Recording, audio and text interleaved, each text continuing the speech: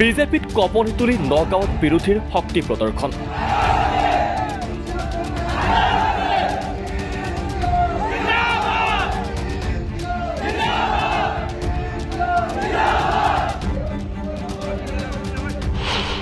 বিজেপিক প্ৰতিৰোধ কৰিবলৈ প্ৰতিজ্ঞাবদ্ধ 20 সহস্ৰাধিক নাগৰিক।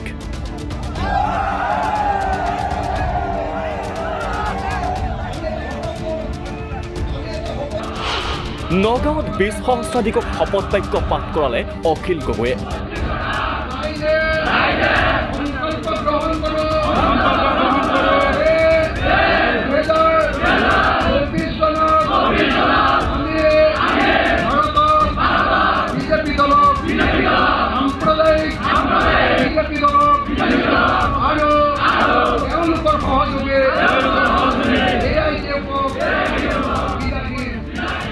এইবাৰ বিজেপিক প্ৰতিৰোধ কৰিব নগাঁওবাসীয়ে।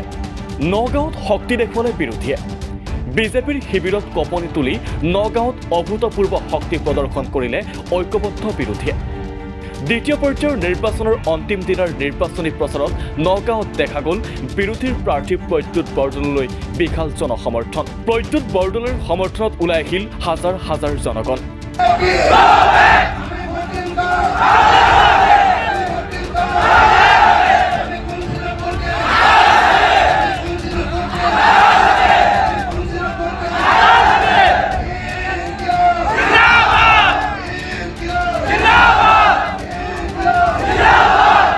অন্ত পৰিল দ্বিতীয় পৰ্যায়ৰ নিৰ্বাচনী প্ৰচাৰ।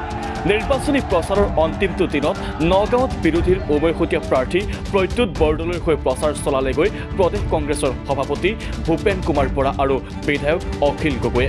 নগাঁৱৰ মৈৰাবাৰীত প্ৰচাৰ চলাবলৈ গৈ শাসকীয় বিজেপি দলক কঠোৰ সমালোচনাৰ লক্ষ্য কৰি ল'লে ভূপেন বৰা আৰু অখিল গগৈয়ে। মুখ্যমন্ত্ৰী হিমন্ত বিশ্ব শৰ্মাক লক্ষ্য কৰি ভূপেন বৰাই কয়, ধুবুৰীলৈ গ'লেই মুখ্যমন্ত্ৰীয়ে পাকিস্তান অথবা বাংলাদেশলৈ যোৱা বুলি কয়। সেইবাবে এইবাৰ বিজেপিক ভোট নিদিয়ে কোনো মুছলমানে। যে যিজন হিমন্ত বিশ্ব শৰ্মা বৰপেটা গ'লে বাংলাদেশলৈ আহিছে বুলি কয়, যিজন হিমন্ত বিশ্ব শৰ্মা ধুবুৰী গ'লে পাকিস্তানলৈ আহিছে বুলি কয়, সেইজন হিমন্ত বিশ্ব শৰ্মাই এতিয়া ভোট ভিক্ষা বিচাৰি ভিক্ষা খুজিলে মুছলমানে ভিক্ষা দিবলৈ নিদিয়ে। কিয় ভিক্ষা খুজিছে নগাঁৱত? আনফালে প্ৰদ্যুৎ বৰদলৈৰ হৈ নগাঁৱত প্ৰচাৰ চলাই গৈ শিৱসাগৰৰ বিধায়ক অখিল গগৈয়েও বিশাল জনসভাত উপস্থিত হোৱা প্ৰায় 20,000 ৰাইজৰ সন্মুখত উদাত্ত ভাষণেৰে কেন্দ্ৰৰ মোদী চৰকাৰ আৰু ৰাজ্যৰ হিমন্ত বিশ্ব শৰ্মা চৰকাৰক কঠোৰ সমালোচনা কৰে অখিল গগৈয়ে। এইফালে বিজেপি চৰকাৰক প্ৰতিহত কৰা আৰু প্ৰদ্যুৎ বৰদলৈক বিজয়ী কৰাই নিয়াৰ বাবে উপস্থিত হাজাৰ হাজাৰ ৰাইজক শপত বাক্য পাঠ কৰাই অখিল গগৈয়ে।